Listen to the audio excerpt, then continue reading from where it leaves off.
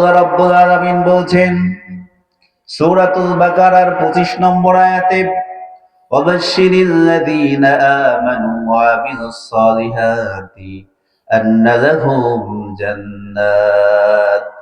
জান্নাতিন তাজরি মিন তাহতিহাল আনহারু কুল্লামা রুযিকু মিনহা মিন সামারাতির রিজকা قالوا هذا الذي رزقنا من قبل وأتوا به متشابها ولهم فيها أزواج مطهرة وهم فيها خالدون الله رب العالمين বলছেন যারা আমার প্রতি ঈমান আনলো, আমার নবীর প্রতি বিশ্বাস করলো, আমার দেওয়া কিতাবের প্রতি যারা বিশ্বাস করলো, আর আমি আল্লাহর দেওয়া বিধান যারা মেনে নিল, আমার প্রেরিত নবী বিশ্ব নবী জনাবে মুহাম্মদুর রাসূলুল্লাহ সাল্লাল্লাহু আলাইহি ওয়াসাল্লামের দেখানো সুন্নতের পথে চললো,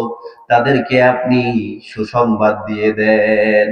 ওয়াবাশশিরিল লাযীনা আমানু, আপনি মুমিনদেরকে যারা ঈমান এনেছে তাদেরকে সুসংবাদ দেন। ওয়া আমিলুস সলিহাত, ঈমান এনে বসে থাকে নাই, ঈমান আনার পাশাপাশি আমলে সালেহ অর্থাৎ নেক আমল করেছে, এই দুই শ্রেণীর মানুষকে আপনি সুসংবাদ দিয়ে দেন। কিসের সুসংবাদ?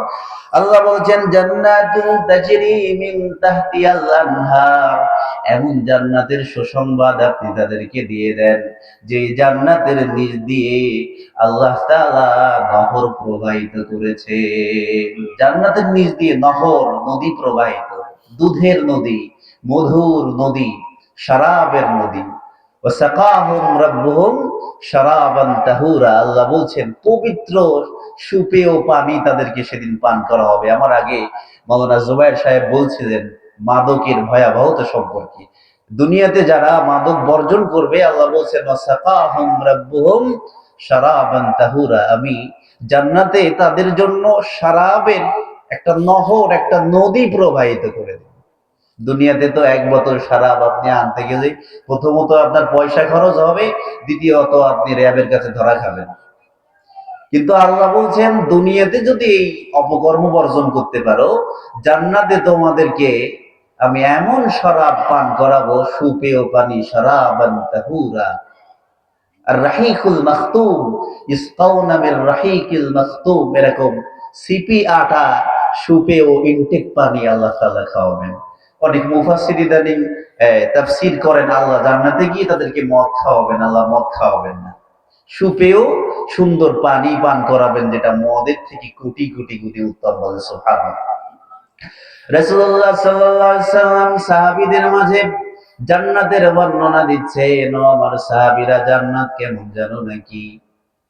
রাসূল সাল্লাল্লাহু আলাইহি সাল্লামের সাহাবা আজমাইন বললেন, ইয়া রাসূলুল্লাহ, ইয়া হাবিবাল্লাহ, আমাদের যে আল্লাহ এবং তার রাসূল ভালো জানেন। আল্লাহ রাসূল সাল্লাল্লাহু আলাইহি সাল্লাম বললেন, জান্নাত হচ্ছে এমন মা লা আইনুন রাআত, পৃথিবীর কোন চোখ আজ পর্যন্ত জান্নাত দেখতে পারে নাই। ওয়ালা উযুনুন সামিআত, পৃথিবীর কোন কান আজ পর্যন্ত জান্নাতের কোন আওয়াজ শুনতে পারে নাই। ওয়ালা খাতারা আলা কলবি বাশার, পৃথিবীর কোন মানুষের অন্তর আজ পর্যন্ত জান্নাত কেমন, এই জান্নাতের নাজ নেয়ামত কেমন হবে, এটা অন্তর দ্বারাও আজ পর্যন্ত উপলব্ধি করতে পারে নাই। এমন হবে জান্নাত, কল্পনাও করতে পারে নাই কোন মানুষ, এত সুন্দর হবে। রাসূলুল্লাহ বলেন, আদাতু লিইবাদিয়াস সালিহিন, এই যে জান্নাতের বর্ণনা আমি তোমাদেরকে দিলাম, এই জান্নাতটা আর কারোর জন্য নয়, বরং পৃথিবীতে যারা আল্লাহ রাব্বুল আলামিনের প্রিয় বান্দা হবে, আল্লাহ তাআলা এই জান্নাত তাদের জন্য নির্ধারিত করে রেখে দিয়েছে। তাহলে কি জান্নাতের কাজ করা লাগবে না? দ্বিতীয় নম্বর নিয়ামতে আমরা যাব, তার আগে এরপরে আল্লাহ রাব্বুল আলামিন বলছেন, ওয়ালাহুম ফিহা আজওয়াজুম মুতাহহারা ওয়া হুম ফিহা খালিদুন, জান্নাতের মধ্যে আমি যে নেয়ামতগুলো আমার প্রিয় বান্দাদের জন্য রেখেছি, তার মধ্যে অন্যতম একটা নেয়ামত হচ্ছে আসওয়াজুম মুতাহহারা, পুত পবিত্রা স্ত্রী তাদের জন্য রাখবো। জান্নাতের হুর তাদের জন্য নির্ধারিত থাকবে। আমি আমার যুবক ভাইদেরকে বলতে চাই, পৃথিবীতে এই সামান্য হায়াত আল্লাহ রাব্বুল আলামিন দিয়েছেন। এই হায়াতের জিন্দেগিটা যদি আমরা সর্বপ্রকার অপকর্ম, জিনা, ব্যভিচারী থেকে নিজেকে মুক্ত রাখতে পারি, আল্লাহ রাব্বুল আলামিন আমাদের জন্য ওয়াদা করছেন ফিহা আজওয়াজুম মুতাহহারা, সেখানে আল্লাহ পবিত্রা স্ত্রী দান করবেন। কেমন স্ত্রী? দুনিয়ার মতো স্ত্রী? সেই স্ত্রীর বর্ণনা মুফাসসিরিন ইকরাম দিচ্ছেন, সেই যে নারীগুলো আল্লাহ তাআলা জান্নাতে দিবেন, এই নারীগুলোর বৈশিষ্ট্য কেমন হবে? এই নারীদের দুইটা বৈশিষ্ট্য থাকবে। কয়টা? কথা বলেন। আপনারা কথা না বললে আমি নিজে ঘুমায় বলবো। আমি তো ঢাকা থেকে আসছি, আপনারা বাড়ি থেকে আসছেন। এদের বাহ্যিক যে গঠনগত ত্রুটি থাকে, অনেক মেয়ের, সব মেয়ের চেহারা কি দুনিয়ায় সুন্দর? কিছু আছে সুন্দর, কিছু অসুন্দর, কিছু আছে মোটামুটি।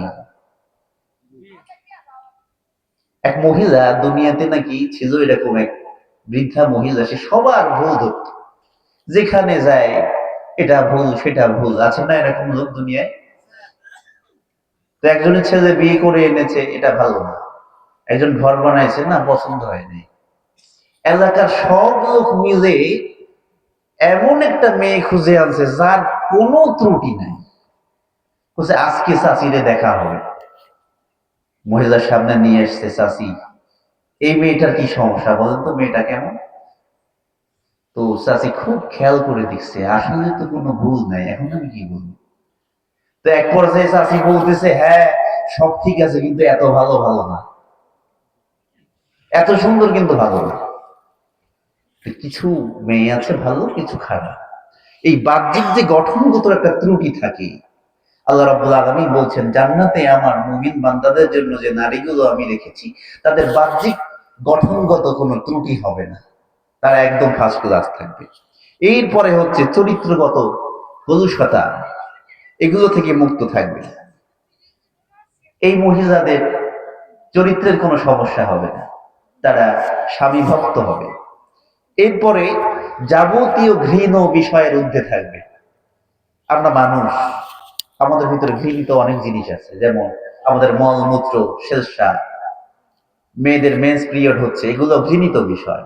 কিন্তু জান্নাতে যে নারী থাকবে, তাদের এরকম প্রাকৃতিক কোনো সমস্যা থাকবে না, এগুলা থেকে তারা মুক্ত থাকবে।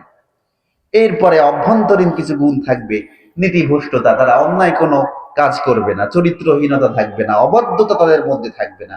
এই সমস্ত কদার জোদার লেশ মাত্র এই নারীর মধ্যে থাকবে না।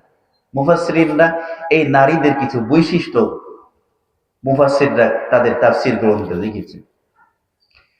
রাসূলুল্লাহ সাল্লাল্লাহু আলাইহি সাল্লাম বলেন, আদ-দুনিয়া কুল্লুহা মাতা, এই পৃথিবীর যত বস্তু তোমরা দেখছো, যত জিনিস আছে, এগুলো হচ্ছে মানুষের ভোগের বস্তু। কি জিনিস? খাই দাই পান করি, যা আছে সবকিছু আমরা ভোগ করি, বিনিময়ে আমরা আল্লাহর ইবাদত করি। রাসূলুল্লাহ বলেছেন, খায়রু মাতা'আদ দুনিয়া আল মারআতুস সালিহা, এই যে কোটি কোটি নিয়ামত আমি তোমাদেরকে দান করেছি, এই যে ভোগের বস্তুগুলো তোমাদের জন্য দান করলাম, এর মধ্যে সর্বোত্তম ভোগের বস্তু হচ্ছে নারী। কোন নারী? আল মারআতুস সালিহা, সৎ, বাধ্য নারী, মুমিনা নারী। আল্লাহর ভয় যে নারীর মধ্যে আছে, স্বামী ভক্তি যে নারীর মধ্যে আছে। আমার মায়েরা শুনছেন, রাসূলুল্লাহ বলছেন, কোন মানুষকে যদি সেজদা করার অনুমতি থাকতো, তাহলে আমি আল্লাহর পরে একটা মেয়েকে আমি অনুমতি দিতাম, নির্দেশ দিতাম যে তুমি তোমার স্বামীকে সেজদা করো। এটা হচ্ছে স্বামী ভক্তি। দুনিয়াতে যত পরকীয়া, যত সংসার ভাঙে, যত খুন খারাপি হচ্ছে, অবাধ্য নারীর কারণে হচ্ছে। পুরুষেরও এখানে কালেকটিভ কিছু রেসপন্সিবিলিটি আছে, দুজনকে মানতে হবে, কিন্তু অধিকাংশ গুনাহ আর অপরাধ সংঘটিত হচ্ছে নারী ঘটিত কারণে। কি কারণে? নারীদের কারণে। ছলনাময়ী আর অসাধু নারী যদি আপনার ঘরে থাকে, আপনার দুনিয়াটাই জাহান্নামে পরিণত হয়ে যাবে, ঠিক কি না? এক দেশে এক নারী ছিল। আমি গল্পটা বলেই আপনাদের ৩য় নম্বর পুরস্কারের দিকে যাবো। আপনারা খেয়াল করে শুনবেন, এ সমস্ত গল্পের মধ্যেও শিক্ষা আছে না নাই?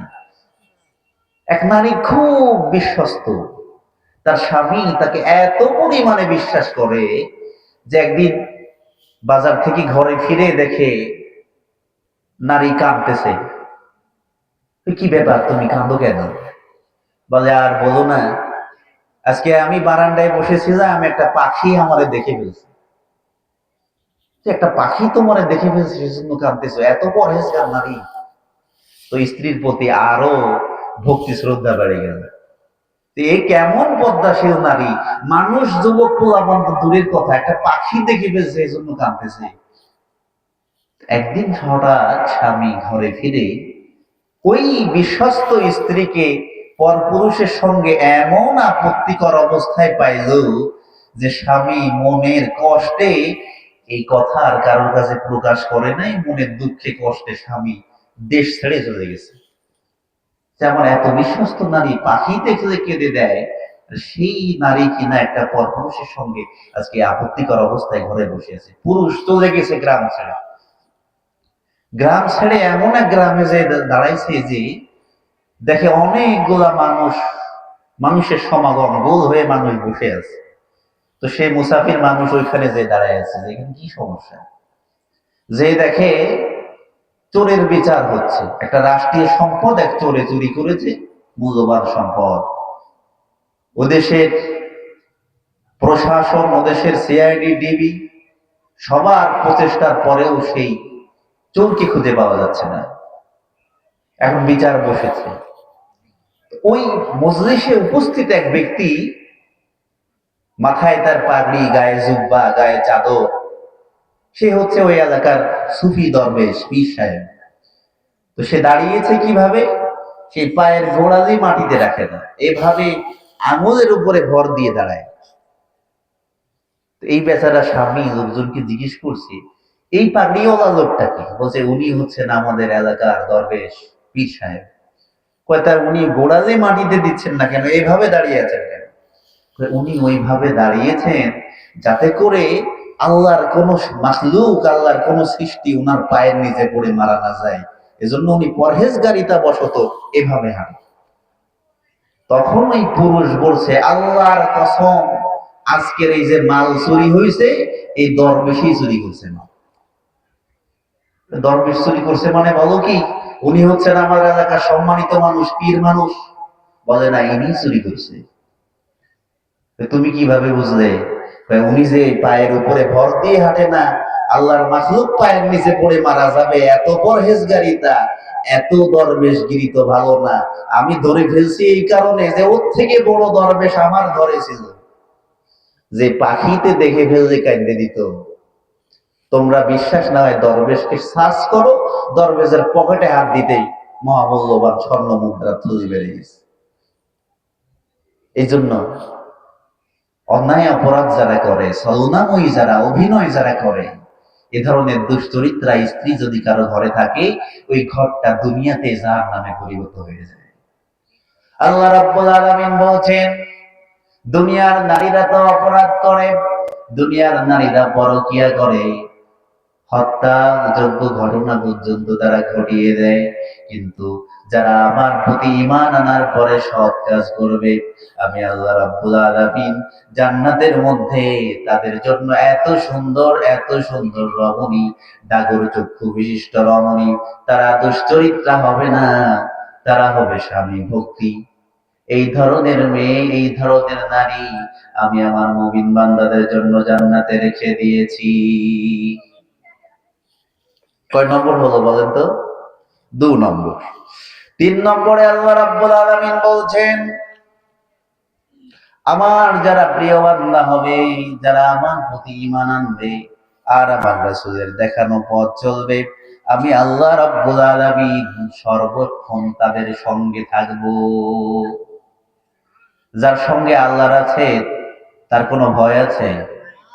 যাদের হৃদয়ে আছে আল্লাহর ভয়, তারা কবু পথ ভুলে যায় না।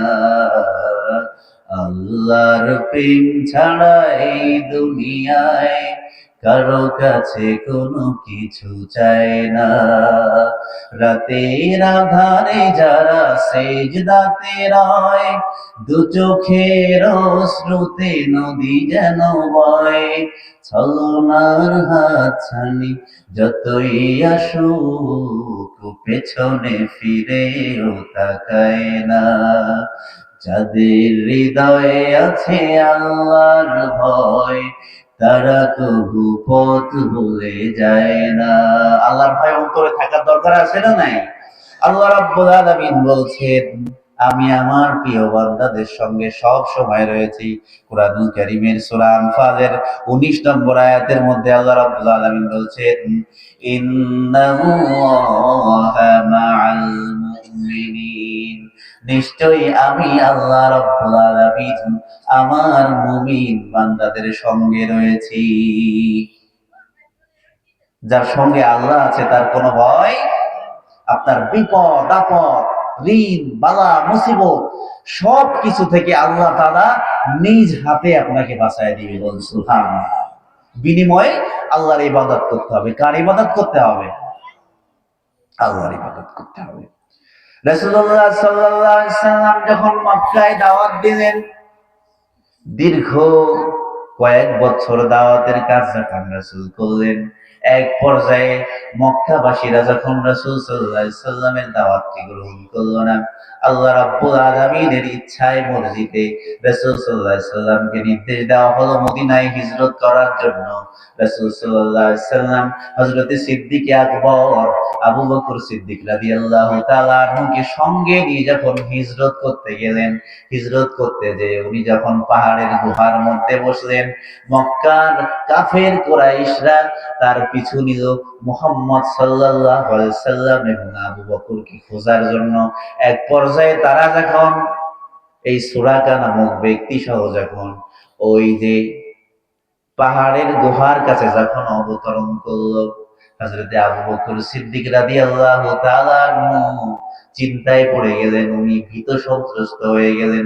বললেন, ইয়া রাসূলুল্লাহ, ইয়া হাবিবাল্লাহ, তারা যদি তাদের আর একটু নিচের দিকে তাদের নয়ন, তাদের আঁখি, তাদের চোখটা যদি একটু নিচে দেয়, তাহলে তো তারা আমাদেরকে দেখে ফেলবে। তারা আমাদেরকে দেখার সঙ্গে সঙ্গে হত্যা করে ফেলবে। আমাদের তো আর মদিনায় যাওয়া হবে না। আবু বকর ভয় পেয়ে গেলেন। রাসূল সাল্লাল্লাহু আলাইহি সাল্লাম বলেন, ভয় পেও না আবু বকর। এরই কথা কুরআনুল কারীমে বলা হচ্ছে, ইযহুমা ফিল গারি ইয ইয়াকুলু লিসাহিবিহি লা তাহজান ইন্নাল্লাহা মা'ানা। রাসূলুল্লাহ সাল্লাল্লাহু আলাইহি সাল্লাম বললেন, আবু বকর তুমি ভয় পেও না, ইন্নাল্লাহা মা'ানা, কারণ আমাদের সঙ্গে রয়েছে কে? আল্লাহ কি বাঁচিয়েছিলেন নাকি বাঁচাননি? তাহলে আল্লাহ যার সঙ্গে আছে তার কোনো ভয়। আল্লাহ রাব্বুল আলামিন বলেন, আমার মুমিন বান্দাদের ৩ নম্বর পুরস্কার হচ্ছে, আমি আল্লাহ রাব্বুল আলামিন সর্বক্ষণ আমার মুমিন বান্দাদের সঙ্গে থাকব। আল্লাহ বলছেন হাদিসে কুদসিতে এসেছে, আল্লাহ যেই ব্যক্তিকে ভালোবাসেন, জিবরিলকে ডেকে বলে, জিবরিল আমিন, শোনো শোনো, তুমি ঘোষণা করে দাও, সমস্ত আসমানের মধ্যে ঘোষণা করে দাও, আমি আমার দুনিয়াতে অমুকের ছেলে আব্দুর রহিমের ছেলে আব্দুল করিমকে আমি আল্লাহ ভালোবাসি। কাজেই তুমি জিবরিল তাকে ভালোবাসো, আর সঙ্গে সঙ্গে আসমানে ঘোষণা করে দাও, তোমার সঙ্গে সঙ্গে যেন আসমানের সমস্ত ফেরেশতারা জিবরাইল সহ ওই ব্যক্তিকে ভালোবাসে। আর ওই ব্যক্তিকে যখন আল্লাহ ভালোবাসে, জিবরাইল যখন ভালোবাসে, আসমানের ফেরেশতারা যখন ওই ব্যক্তিকে ভালোবাসা শুরু করে দেয়, আল্লাহ রাব্বুল আলামিন দুনিয়ার সমস্ত মানুষের অন্তরে আল্লাহর ওই প্রিয় বান্দার জন্য ভালোবাসা সৃষ্টি করে দেন। দেন কিনা? কদিন আগে মারা গেলেন, 2 দিন আগে বাংলাদেশের সাহসী যোদ্ধা শহীদ শরীফ হাদি।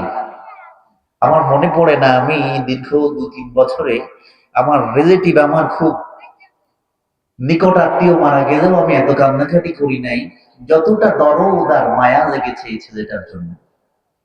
অনেকে চিনতো না, হাদিকে জানতো না, কিন্তু এই ছেলেটার বলি লাগলো বিদেশি চিকিৎসার জন্য গেল, যখন ফিরলো আর মারা গেল, প্রত্যেকটা মানুষের ধর্ম বর্ণ নির্বিশেষে সবার অন্তরে এই ছেলেটার জন্য একটা দরদ, একটা মায়া সৃষ্টি হয়েছে কিনা। এবং বাংলাদেশের ইতিহাসে এত বড় জানাজার নামাজ, আমি তো ঢাকায় ছিলাম, পুরো মানিক মিয়া এভিনিউ দক্ষিণ চত্বরটা, দক্ষিণ প্লাজা সংসদের মানুষের ঢল নেমে গিয়েছে, লক্ষ লক্ষ মানুষের সমাগম হয়েছে। আর আল্লাহ তাকে মর্যাদা দিয়েছেন, ঢাকা বিশ্ববিদ্যালয়ের এই কাজী নজরুল ইসলামের কবরের পাশে তাকে সমাহিত করা হয়েছে। আমার কথা বলার উদ্দেশ্য হলো, এই ছেলেটার জন্য আল্লাহ তাআলা আমাদের অন্তরে একটা ভালোবাসার সৃষ্টি করে দিয়েছেন, একটা মায়ার সৃষ্টি করে দিয়েছেন বিধায় একে এক নজর দেখার জন্য, এর জানাজায় শরীক হওয়ার জন্য লক্ষ লক্ষ মানুষের ঢল নেমে গিয়েছে। আর বাংলাদেশে তো কত নেতা মরে মরে না, জানাজার লোক খুঁজেই পাওয়া যায়। আর শহরে যে অবস্থা হয়, গ্রামে তো আমরা একটা লোক মরলে কিছু আমাদের সম্পর্কে কিছু হোক আর না হোক যাই ঘুরে আসে, একটা লোক মরছে। কিন্তু শহরে এমন অবস্থা হয়, একই ফ্ল্যাটে 20 বছর থাকে, কোনো মুখ দেখা দেখি নাই, মানে কোনো পরিচয় নেই। তো মৃত্যুর পরে কি হয়, মসজিদে নিয়ে যাওয়া হয়। মসজিদে নিয়ে গেলে মুয়াজ্জিন সাহেব ঘোষণা দেন যে নামাজের পরে একটা জানাজা আছে, আপনারা যারা পারেন একটু বসেন, বহুত সওয়াব হবে। তো যারা বসে বসে এটা নিয়ে জানাজা হয়ে যায়। এই জন্য এই দিকটা থেকে আল্লাহ তাআলা আমাদের উপর রহমত দান করেছেন যে গ্রামে আমরা যারা বসবাস করি, আমরা মরলে অন্তত কয়েকশো মানুষ আমাদের জানাজায় শরীক হয়, বলেন আলহামদুলিল্লাহ। প্রিয় ভাইয়েরা, 4 নম্বরে আল্লাহ রাব্বুল আলামিন বলছেন, আমি আমার প্রিয় বান্দাদের জন্য যারা আমার হুকুম মতো চলবে, আমার রাসূলের সুন্নাত গুলো মেনে চলবে, আমি আল্লাহ রাব্বুল আলামিন আমার যে একটা অনুগ্রহ আছে, আমার যে দয়া আছে, আমার করুণা আমি তাদেরকে দান করব।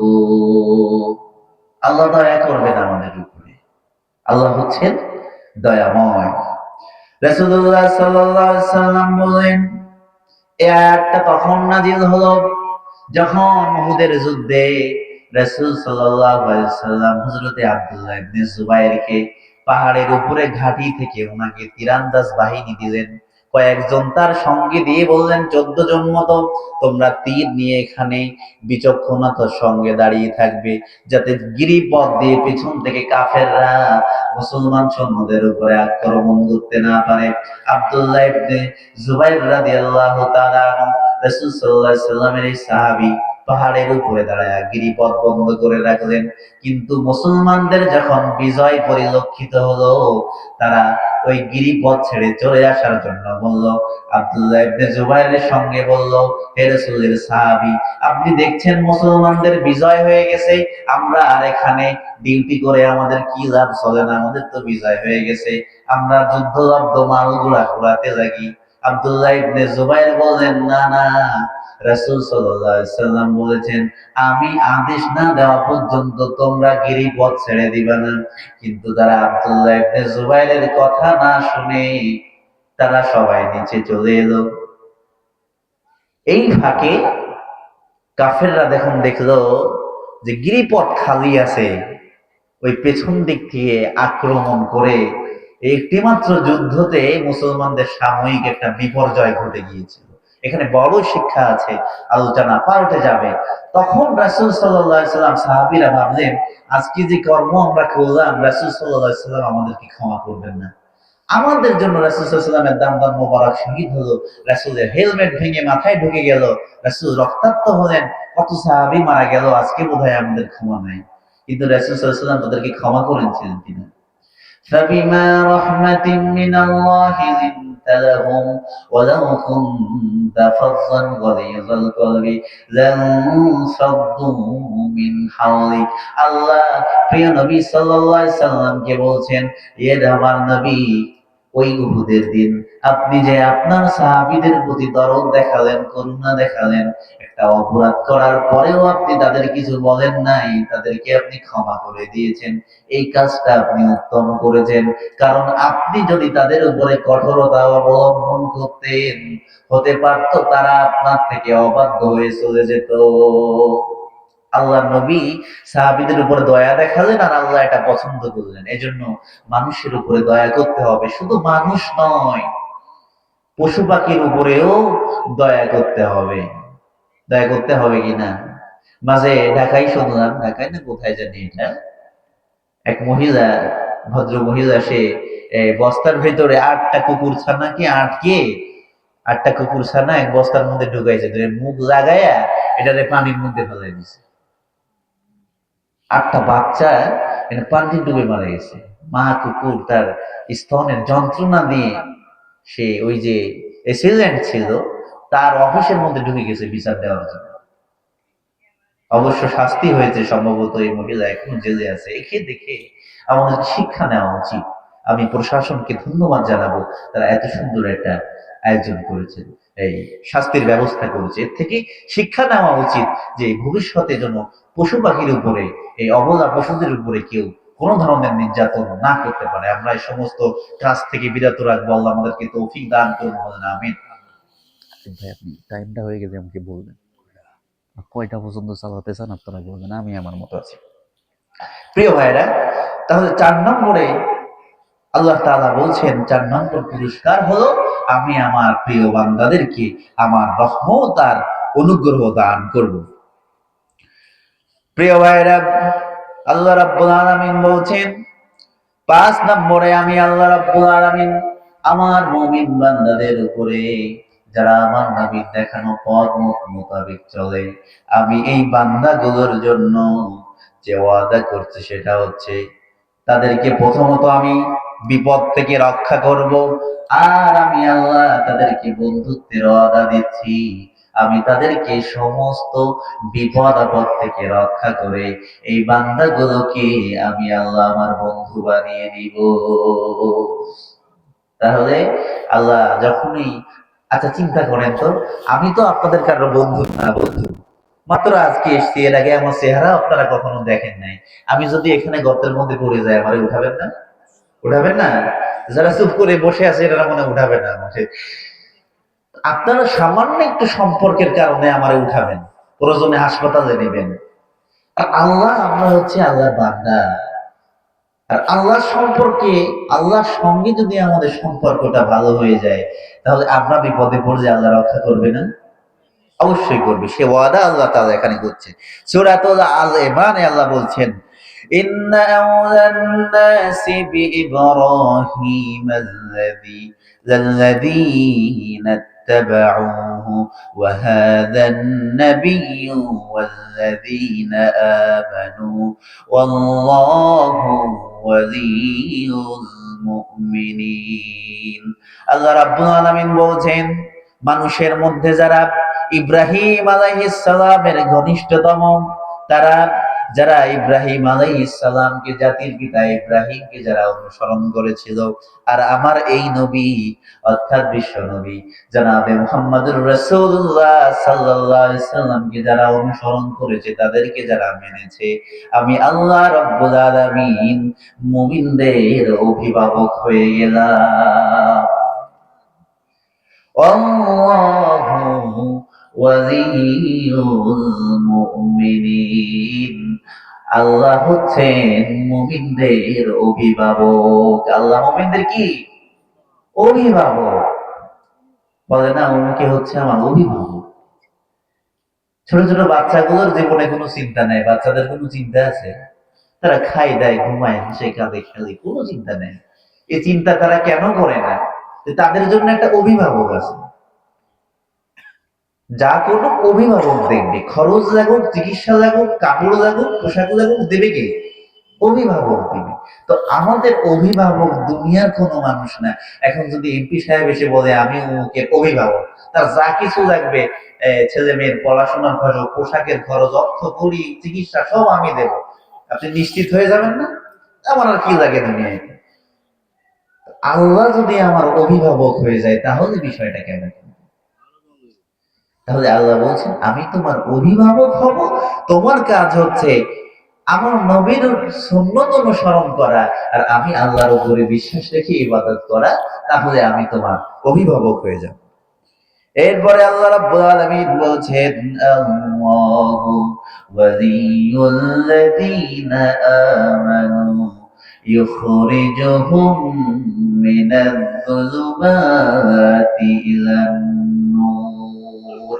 আল্লাহ রাব্বুল আলামিন বলছেন আমি তো মুমিনদের বন্ধু, মুমিনদের সঙ্গে আমার ঘনিষ্ঠতা রয়েছে, তারা তো আমার প্রিয় বান্দা। ইখরিজুহুম মিনাজ-যুলুমাতি ইলান-নূর।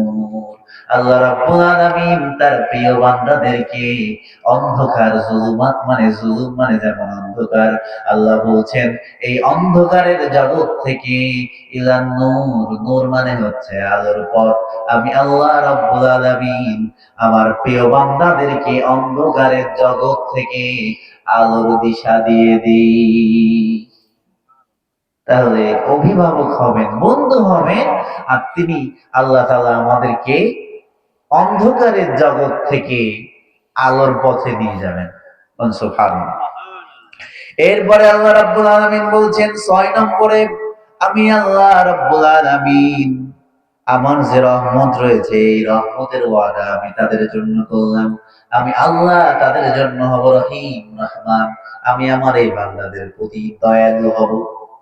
আল্লাহ যদি দয়া না করেন আমরা এক সেকেন্ডও বাঁচতে পারবো না। পারবো? আল্লাহ বলছেন, মুফাসসিরিন ইকরাম লিখেছেন যে একটা মাছ যখন সমুদ্রের গভীর পানির নিচে চলে যায়, তখন ওই মাছের নিচেও পানি, উপরেও পানি, ডানেও পানি, বামেও পানি, চারিদিকে তার পানি দ্বারা পরিবেষ্টিত। এক কথায় ওই পানিটা যেমন সাগরের, মাছটা যেমন পানির মধ্যে ঘুরে বেড়াচ্ছে, পানি দ্বারা সে পরিবেষ্টিত। আল্লাহ তাআলার প্রত্যেকটা বান্দা, মুমিন, কাফের, মুশরিক, ইহুদি, খ্রিস্টান, সমস্ত বান্দা চাই আল্লাহর ইবাদত করুক আর না করুক, আল্লাহর সমস্ত বান্দা সার্বক্ষণিক আল্লাহর রহমত দ্বারা পরিবেষ্টিত। বলেন সুবহানাল্লাহ। কারণ আল্লাহ যদি রহমত না করেন, কোন কাফের এক ফোঁটা পানি পান করতে পারবে না। এজন্য আল্লাহ রাব্বুল আলামিন বলছেন আমি তাদের উপর রহমত করব। সূরাতুল জাসিয়া 30 নম্বর আয়াত, فَأَمَّا الَّذِينَ آمَنُوا وَعَمِلُوا الصَّالِحَاتِ فَيُدْخِلُهُمْ رَبُّهُمْ فِي رَحْمَتِهِ ذَلِكَ هُوَ الْفَوْزُ الْمُبِينُ। আল্লাহ রাব্বুল আলামিন বলছেন যারা ঈমান আনে আর ঈমান আনার পরে যারা সৎ কর্ম করে, নেক কাজ যারা করে, তাদের প্রতি তাদের যে রব রয়েছেন অর্থাৎ আমি আল্লাহ রাব্বুল আলামিন তাদেরকে আমার স্বীয় রহমতের মধ্যে দাখিল করে দিব। আল্লাহ রাব্বুল আলামিন এরপর বলছেন যালিকা হুয়াল ফাউজুল মুবিন, আর এটা সব থেকে বড়, এটাই হচ্ছে মহা সাফল্য। কারণ আল্লাহ রাব্বুল আলামিন বলছেন আমি যখন আমার বান্দাকে রহমত দ্বারা পরিবেষ্টিত করে দেব, এটা আমার বান্দার জন্য সব থেকে বড় সফলতা। আমার বান্দা তখনই সাকসেস হবে যখন আমি তাকে রহমত দ্বারা পরিবেষ্টন করে দেব। পৃথিবীতে মনে করুন যে আপনার ধন সম্পদ আছে, গাড়ি বাড়ির অভাব নাই, টাকা পয়সা ধন দৌলত সব আছে, কিন্তু আল্লাহ আপনার উপরে নারাজ, কোনো লাভ আছে? আল্লাহ আপনার উপর রহম করে না, কোনো লাভ আছে?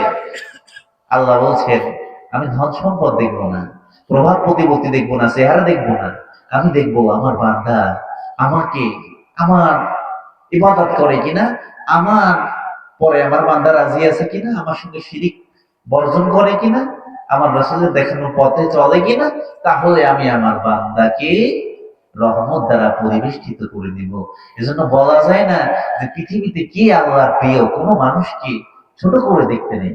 আমি একবার আমার ঢাকার দারুস সালামে আমি মসজিদে নামাজ পড়তে দাঁড়িয়েছি, তো একজন লোক জীর্ণ শীর্ণ পোশাক নিয়ে সে আমাদের পাশে এসে দাঁড়িয়েছে নামাজে। তো আমার পাশে এক ভদ্রলোক, সে নাক ছিটকাচ্ছে লোকটাকে দেখে।